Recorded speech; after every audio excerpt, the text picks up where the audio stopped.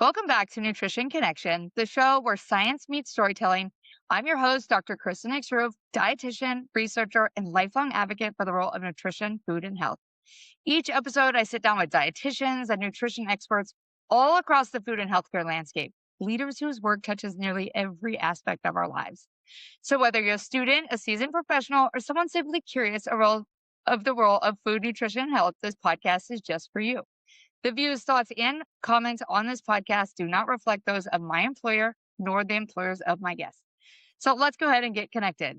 Today, I'm excited to bring on Dr. Milton Stokes. He's the Senior Director of Nutritional Sciences at Sensei Ag. Welcome to the show, Milton. Thank you so much. I'm glad that you invited me to do this, and I'm looking forward to the conversation. So, Milton and I have kind of crossed paths over the years. I think I knew a little bit about you before you knew me, and then we kind of knew each other at the same time. So, Milton, you've had quite a career, but first, what made you want to become a nutrition professional? So I'm from Kentucky, and I grew up in a restaurant that I owned with my mom. So think Southern food, fried everything, high salt, high sugar, high fat. Delicious food, but maybe not the most healthful, not maybe the best way to eat for your entire life, at least not the way my mom cooked. So I grew up in the food business. I grew up around food. And I also liked science. And somehow, by luck, mostly luck, I found a dietetics program and became a dietitian. A lot of people didn't want me doing that. I got advice to go this way to nursing or PA school. And I said, no, I want to be with the food people. And here I am. You haven't gotten rid of me yet? That's really funny. I remember when I told my family that I was going to become a dietitian. And first off, they're like, wait, what is that? Number one. And then two, they're like, there's no way you eat so much crap food. There's no way that you're going to go on and become the professional that tells people what to eat or how to eat. But I think that experience around being around food that maybe is not the most health forward is eye opening of like, okay, maybe this is not the way that we should go. How do we go forward in balancing flavor with nutrition? Yeah, I agree with you. And to be fair, my mom got a lot right. Our meals were heavy on vegetables at pretty much every meal, and great proteins. Where she kind of went astray was with seasoning, like way too much salt, way too much sugar. But she got a lot right, and so for that, I thank her. So you became a dietitian against Mm. maybe your family's wishes. No, What has your no, what no, they didn't, they weren't forbidding it, but um, I think what just to be clear, some people wanted me to be a nurse because like they thought like, oh, nursing is I know what a nurse is. To something you said earlier, nobody knew what a dietitian was, you know? And so that's kind of how I experienced it all. I mean, I think that still today, people who are dietitians, they don't realize the sheer scope of practice of Right. what we can do, whether you're in the food industry or you're in agriculture or you're in clinical practice. I mean, 10 years of my research was the amount of health professionals who don't even understand what dietitians do and Right. why they don't include them on the healthcare team. You know what I mean? Like there are some major barriers when it comes to just our professional title. But let's talk about your journey. So you became a dietitian and what roles have you had and how did you ultimately get to the senior director now in agriculture? It might be easier to tell you what I haven't done. I've been a dietitian for more than half of my life, and I've been really lucky. I started out in clinical, working for a contract management company in New York City, and I got to work in every borough except for Staten Island. And so I worked with all sorts of patient populations, health conditions, socioeconomic ranges, you name it. I was exposed to so much, and it was one of the best educational opportunities. I was a clinical dietitian and a clinical nutrition manager. Back then, we called it chief dietitian. I don't think that title still I exists like anymore. that title. Yeah. And I got to care for patients, but also lead clinical teams. And I knew pretty soon into that it wasn't going to be my forever home. I, I love promoting health and nutrition. That's my purpose. But doing it in a traditional healthcare setting with lots of documentation and forms and checking boxes and asking the same questions over and over again, like, okay, this is probably not where I'm going to stay forever. So um, during that clinical stint, I also started writing as a freelancer. I was pitching magazines, websites, newspapers. So nights and weekends, I was writing about food, nutrition, food science, food safety, trying to convey the joy of food. That I really, really loved. And somehow wound my way around to other contract management companies, doing PRN work, open to private practice. I was still writing and doing various consulting services. Went back to grad school a couple of times, got a couple additional graduate degrees, as you know, and then landed a tenure track professorship at a small private school in Connecticut. Dream job, loved working with the students. They were so inquisitive. And somewhere along the way, the topic of GMOs came up and labeling. And that led me to ask some questions and do a little digging, which then led me to getting a job in agriculture. So I left my professorship, moved my family to the Midwest, and worked in ag communication, public affairs, stakeholder engagement for a number of years. And that foundation set me up to be where I am today in ag tech. Wow. I mean, I never knew you were a faculty member. So that's one of my favorite parts about all these interviews. Like, I know people in little pieces of their career, but you never really get the full story, you know? And so that's one of the fun parts that I'm getting to have on this Yeah. podcast. So what drew you to agriculture, and how do you think dietitians need to be maybe reconnected with agriculture? I know now I'm in agriculture as well. So like, what do you think is the future there for dietitians to kind of circle back into agriculture? I think the primary driver that drew me to ag was observing a profound and persistent misinformation and even disinformation campaign about farmers and ranchers and about how food happens. And once I started to ask more questions and dig a little deeper, and I found out, wait a minute, the narrative that's being told by a lot of my friends and colleagues, it's mostly incorrect, and some of it is quite malicious. And so I thought I could play a part in helping set the record straight. So that was probably the main driver. I would say secondarily to all of that was growing up in a rural community in Kentucky, surrounded by soybean, corn, and tobacco farmers. And then my mom and her family, they have some history in agriculture. And so all of those things probably came together to say, this is an opportunity for you. And then third thing I would say, Kristen, is we can't have nutrition without food. We can't have food without ag. So it's all connected. Oh, it's so connected, but I think we drifted so far sometimes in a way of where we're practicing. Hmm. Again, whether you're patient facing or you have your own private practice, or however you're practicing as a nutrition professional. I think Hmm. sometimes we forget about, you're right, these people who grow our food 365 days of the year. I mean, that's a hard job. It's Yeah. laborious, it's, demanding. And so I do like kind of that intersection between agriculture all the way into healthcare. Mhm. So, talk to me a little bit about working in agriculture. What kind of roles have you had, or what have you done in relation within agriculture? Hmm. Yeah, my roles in ag, Kristen, have always been around communication.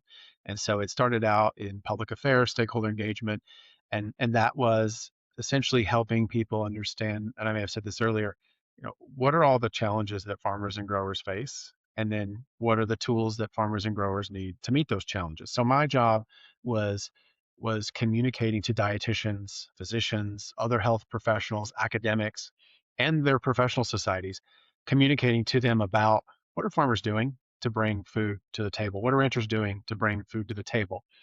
And also learning from those groups. So I got to learn from dietitians and academics and various disciplines connected to food and then bring that learning back into ag.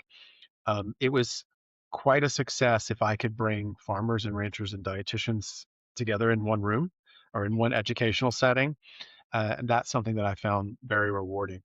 But I would say the through line for all of my ag related work has been communication. I moved on to support a PR agency and some of their commodity clients. And as you know, Kristen, commodities are involved in funding a lot of research that is performed by independent academics. And the commodity isn't controlling the research. The commodity is not directing the research. They're not directing the findings. They're just providing funding. The scientists go and do the work, and then they come up with the findings. And so my job was to read the reports, read the papers, and then help communicate to either consumers or communicate to dietitians or others along the food supply chain about what did this study find on this particular food crop, for example. So I would say science communication and ag. And then some of it has also been around partnerships. What kind of partnerships might be available for those in the ag industry and others in food, nutrition, health, or academia? And so I've gotten to work on some of those. I mean, it's so cool because I think there's so many different opportunities within agriculture that maybe people haven't been exposed to, or they Mm. don't know that there's opportunities in that. I remember you talked about how hard it is to get farmers and dietitians and scientists like all in one room. And I remember during my PhD, I went to a land grant university, and that is very much research on the farm all the way to research in human health. And our plant breeding scientists were coming up with new variants of sorghum that have Mm. higher intakes or higher concentrations of anthocyanins.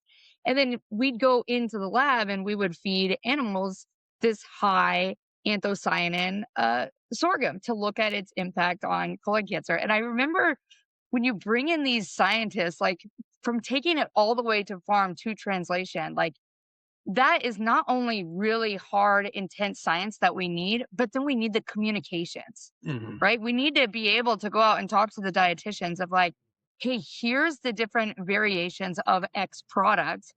Here's the reason why these products are created, right? Like there's new apples on the market, I feel like every day. Oh my gosh, And yes. those are like the other day I had a rocket apple and someone was like, that's the tiniest little apple. What is that? I said, it's so perfect for my kids. I'm so glad that, you have plant breeding and science behind creating new products that are there for human demand, right? Of what we want. So I just think it's really cool that you're talking about like agriculture is bridging science and communications.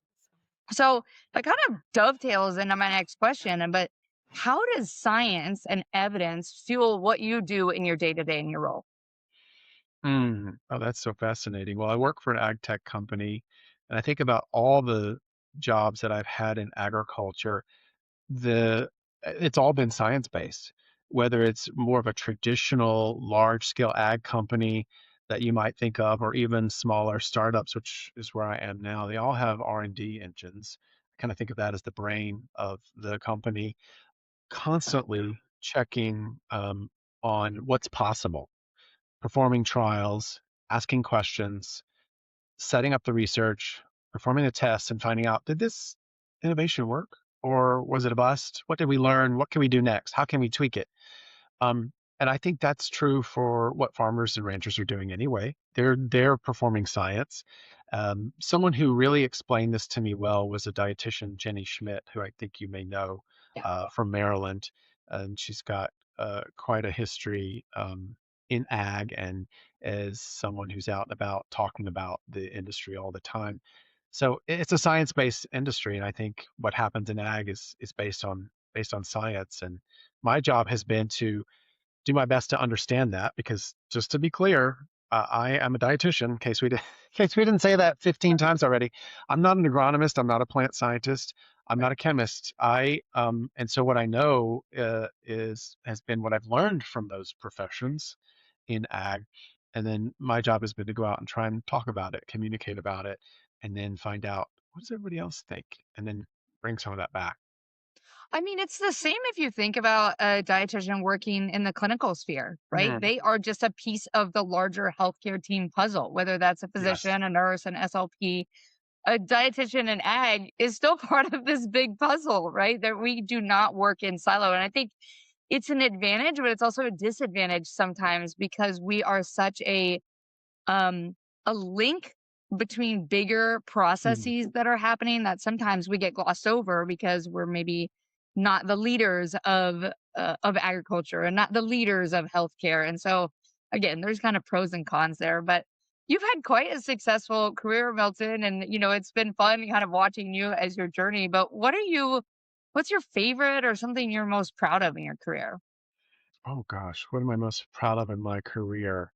I have a lot of things that I'm proud of, but maybe I'll pick a communication example. I've been lucky to be part of a number of book projects, and some of those were very successful commercially.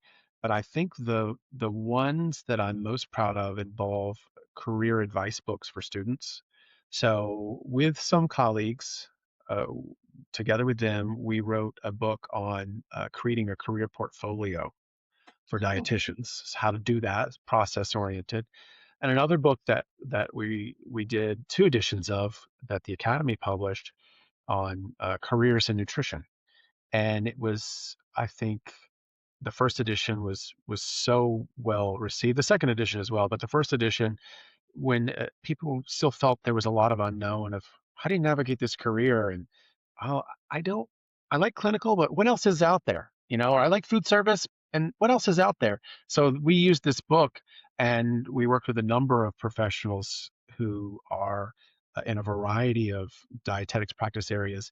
They were so generous in sharing their stories and their time. We worked with a number of them to put together that first edition, and then we revised it again and had two editions. So I think that might be one of the things I'm most proud of is the work that we did for students. well, and I mean, I think I can relate to you so much I was also a former academic, right? And I think that giving back and eye opening of the students of you have a limitless career path. And that's again kind of Mhm. like one of the foundations of this podcast is because I get so frustrated when I'm on any sort of media or even in person and people are like, oh, sometimes being a dietitian is so frustrating. We're so pinholed. And I'm like, wait, wait. We are the absolute not pinholed profession. I mean, you can do anything. Now, is every job curated for your exact skill sets? No. Just like what you said, like going into agriculture, you may have had half a class, one class on agriculture in your undergrad, and so but how do you take these skills that we know and learn and develop and the network that we build, and how do you bridge those to then go into the food industry or go into agriculture or go into media or go into scientific communications, right? Mhm. There's so many different opportunities. And I feel like I want to shout it from the rooftop sometimes whenever I see those posts. I don't know. Have you ever seen those posts? Yes, yes, absolutely. I think the best tool that we have available that we don't use enough is just the ability to ask questions and try to dig a little deeper. Secondarily, I think there are a lot of jobs that I see, and you post many of them. But just over the last, I would say, 10 or 15 years, I've seen a lot of jobs in ag and food more broadly. Like, gosh, that would be a great job for a dietitian. And the posting doesn't say RD required. And I think, probably our mentality as a profession, we probably think, oh, we've got to meet all the requirements before we apply for that. And well, maybe not. Maybe you should go for it and see what happens. And so I think there are a lot of places in food and ag, especially, that would be a great fit for dietitians. I mean, I couldn't agree more. I always get caught up whenever I'm reading job descriptions. It says detail oriented. I'm like, oh shoot! Like I'm a push a project past the finish line. I don't cross the T's, dot the I's. You know what I mean? That's not my skill set. I have other people to help with that. So I always laugh because you're right. You may not meet every single criteria on the job description, but that doesn't mean we're not qualified. And I agree with you. So one of the things that I really enjoy posting jobs is because people are like, I don't know what to look for. I don't know what keywords. I don't know the titles of these jobs. I'm like, the titles very rarely say dietitian. Mhm. That's right. They say nutrition and maybe it's just health or communications, things that Mhm. we have skill sets for, but we just maybe don't know that that's the type of job for us. So, what suggestions or tips would you have, Milton, for someone who's interested in getting connected into agriculture or science communications? Mm.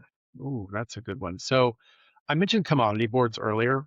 Commodity boards, as you know, perform and provide a lot of education for a variety of audiences, but definitely for dietitians. So I would say sign up for commodity board newsletters, keep an eye on what webinars they're hosting, and any other educational endeavor. Sometimes commodity boards arrange tours or immersive experiences for small groups of dietitians.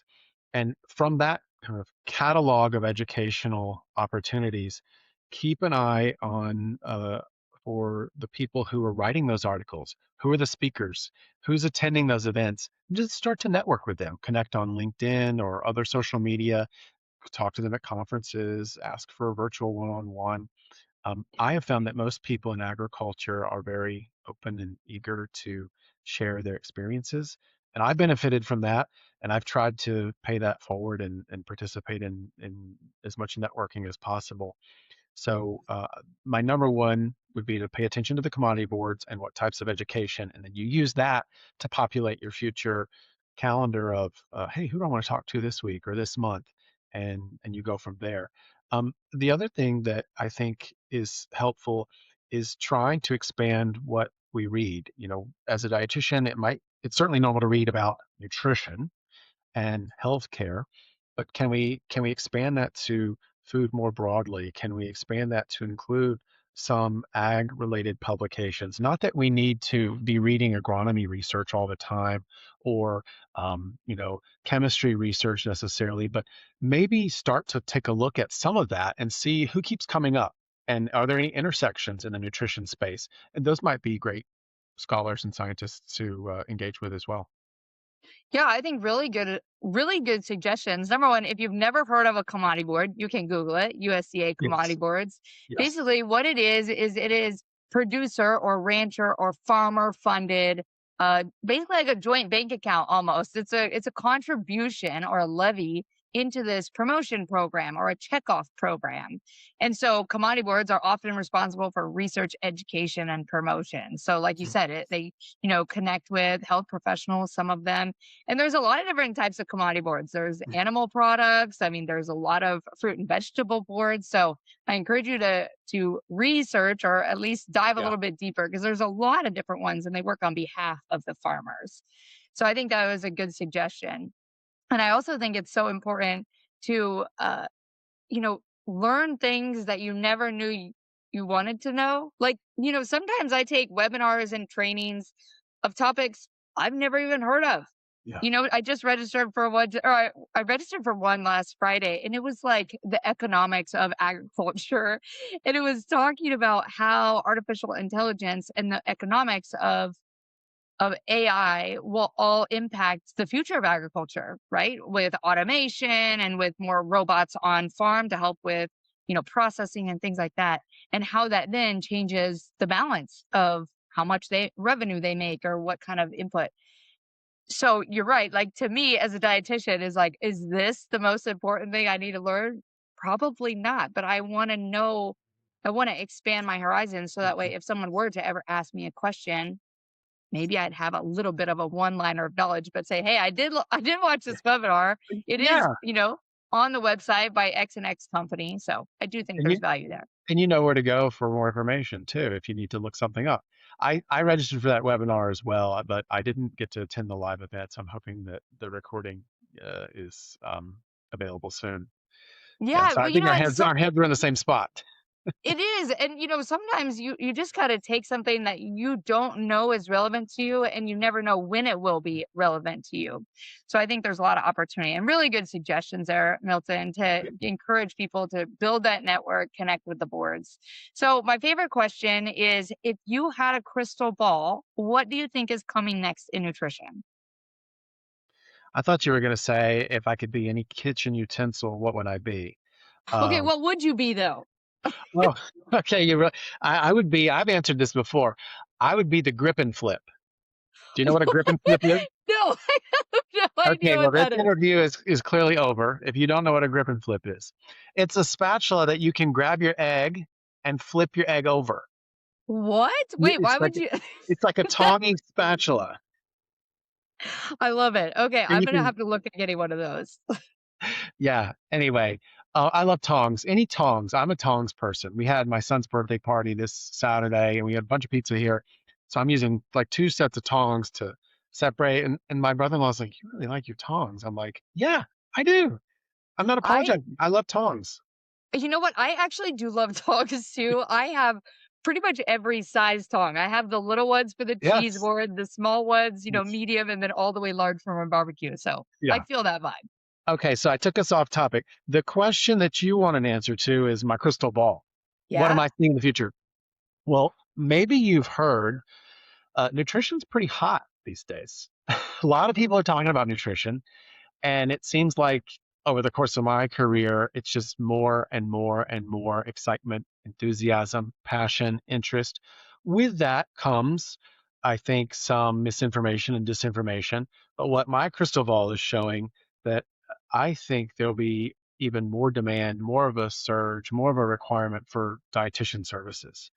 I think the public is going to be curious about how do I apply these dietary guidelines to myself? How do I apply this information to help my family? How do I do it on my budget? How do I do it with my health condition or my situation, whatever that might be? And that's precisely what dietitians are trained to do. It's what we do as a profession. Not every one of us works one-on-one or does medical nutrition therapy or diet counseling, et cetera, but there are many who do. And those are, you can find a dietitian through insurance plans or our professional society is a way for consumers to connect to a dietitian in their area. But I think my crystal ball, Kristen, says that we are going to be even more secure, more in demand, more respected, more sought after. That's what I think is going to happen. I mean, I really hope your crystal ball is right. That would be incredible. And I mean, I completely agree with you. I think you have seen it grow more and more. I mean, look at like those big giants, Nourish and Faye, Right. to be able to have personalized nutrition counseling delivered by dietitians at your home, right? In Hmm. your office, wherever you are. So I think we've come a long way. But what I also think, Milton, to your point, is let's say, for example, the dietary guidelines. No, you may not have direct patient care, but what if you're in school food service? Or what if Hmm. you're in hospital, programming? Right. Or what if you're in, military? Sure. Or what if you're in education? Everything changes with dietary guidelines, right? You have to change, what the icon is or whatever the downstream impacts, even the food industry. Right. How are they going to create products that offer the nutritional needs and desires to meet dietary guidelines? So I think that that's just one small example, but I do hope, and I really hope your crystal ball is right in the sense of we need more dietitians in these roles to be able to showcase what all we have to offer, which we know we have to offer. Hmm. We just maybe haven't had it recognized over the years. Right. Yeah. So 100% agree. well, Milton, thank you so much for the conversation. It was really fun to hear all about your journey. So if you liked the episode, make sure you follow, subscribe, leave a review. But most importantly, check out the next episode because every episode I bring on dietitians and nutrition experts all across the food and healthcare landscapes